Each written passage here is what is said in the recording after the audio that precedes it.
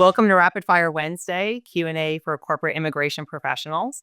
I'm Kimberley Robidoux, a partner in our San Diego office of WR Immigration, and I'm joined today, as always, by Miki Matrician, who's the co-managing partner of our Boston office. Hey to you, Miki. How are you doing? I'm well. Hi, Kim. How are you? Good. So today we're going to talk a little bit about TPS. So there have recently been some changes to the Temporary Protected Status Program, which is most frequently referred to as TPS.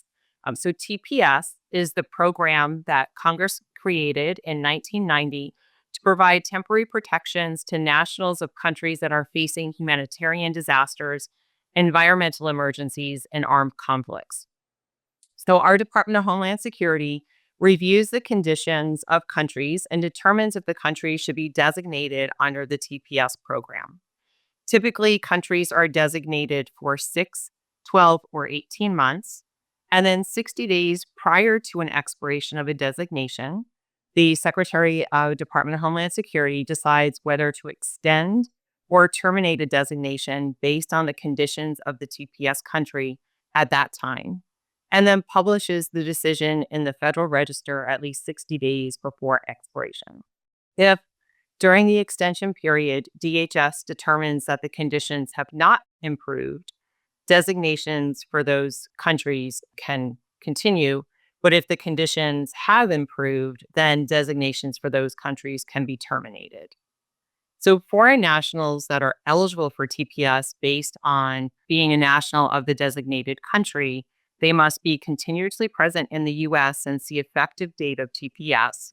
They must have continuously resided in the U.S. since the specified date, and they cannot have been found inadmissible for criminal or national security reasons.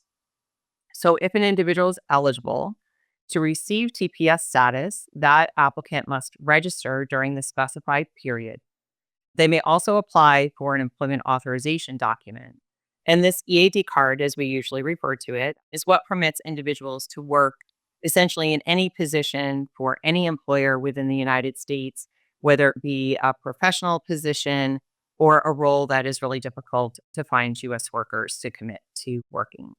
So, Miki, can you tell us some of the recent developments with TPS since the end of January? Sure. So on January 17th, 2025, the Biden administration had extended the TPS programs for El Salvador, Sudan, Ukraine, and Venezuela. And El Salvador was extended to September 9th, 2026, and Sudan was till October 19th, 2026. Ukraine was extended to October 19, 2025, and Venezuela to October 20th, 2025. And the Department of Homeland Security under the Biden administration followed proper procedure to effectuate these extensions.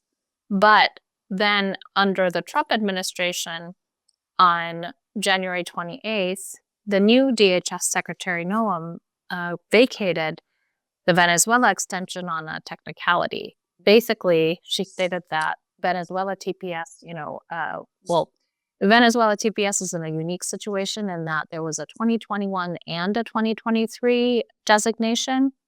And so Secretary Noam cited that the previous administration didn't properly follow procedure when it subsumed the 2021 designation with the 2023 designation.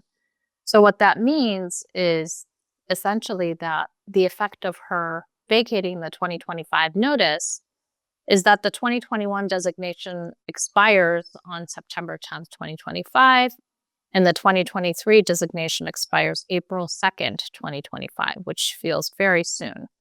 So for HR and mobility professionals, foreign national employees should be looking to whether they were designated under the 2021 or 2023 program by looking at the I-821 approval notice and the EAD expiration. Right. So that's a lot to unpack, right? The whole situation was a little confusing.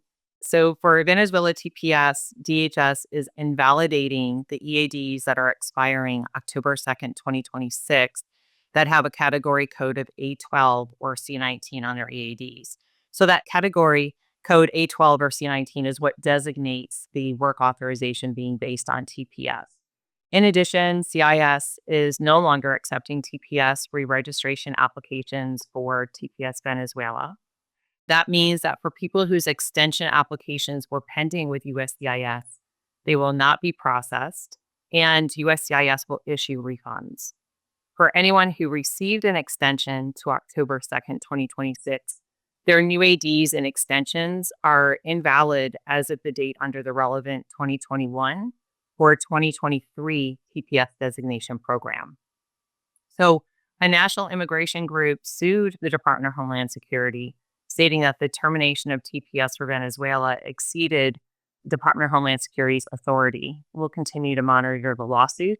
And as we mentioned, that there are things that are a little confusing about the 2021 and 2023 designation. We do have information up on our website to help kind of monitor and get your way through this. So, Miki, unless there is a new development from this lawsuit with respect to TPS Venezuela, what does it mean for Venezuelan TPS holders and their work authorization? Yeah, so it basically means that, people would need to find another basis to remain in the US. So, some people may qualify for asylum, other people may be eligible for a non-immigrant visa option, perhaps maybe having an employer register them into the CAP H-1B if the company is willing to do that and able to do that. And of course, the role has to qualify. However, even if a TPS holder is selected in the H-1B lottery, they would still need to leave the US at the time of their TPS expiration. And then once the H-1B is selected, filed, and approved, they would have to, apply for an H-1B visa stamp at a consular post outside of the US prior to coming back into the US in H-1B status. There may be some people who can explore options like the O1 for extraordinary ability if they have a record of achievement, or if they wish to attend school full-time, then maybe they would be eligible to obtain an F1 visa. If they don't have any options, they will need to depart the US. And if they do remain in the US beyond the end of the TPS designation, they would be subject to removal. Great. Thanks for that information, Miki. So, we also have a new development on the Haiti TPS.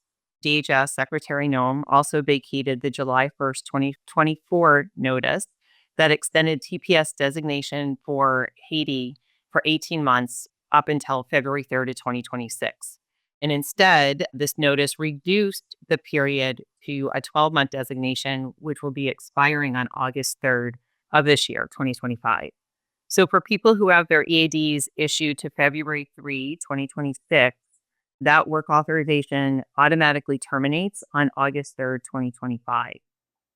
So USCIS is not issuing new EAD cards to reflect the new earlier expiration date.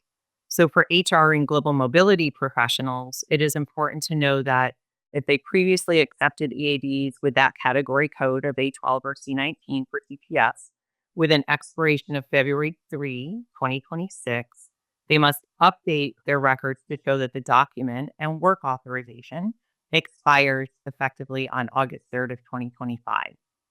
So if a new hire or existing employee is trying to extend their EAD using proof of a timely filing, the end date would be August 3rd of 2025, even if that is shorter than the 540-day automatic extension period.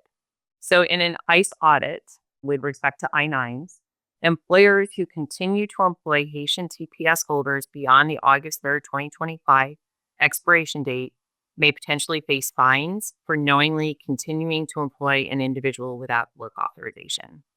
And so HR and global mobility professionals will also want to be on the lookout for alternative options for Haitian TPS holders as well, as Miki had explained for Venezuelan TPS holders. So there's a lot of information that is out there regarding these changes and TPS EAD work authorization.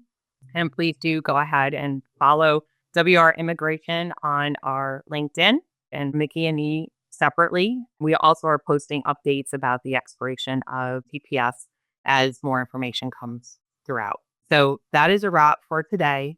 We're glad to see you all. And if you are listening to this episode and you want to receive it in a newsletter, we send that out on a weekly basis. So please go ahead and subscribe to the newsletter, and we will see you again next week. Great to see you, Miki. Thank you so much, Kim. Good to see you.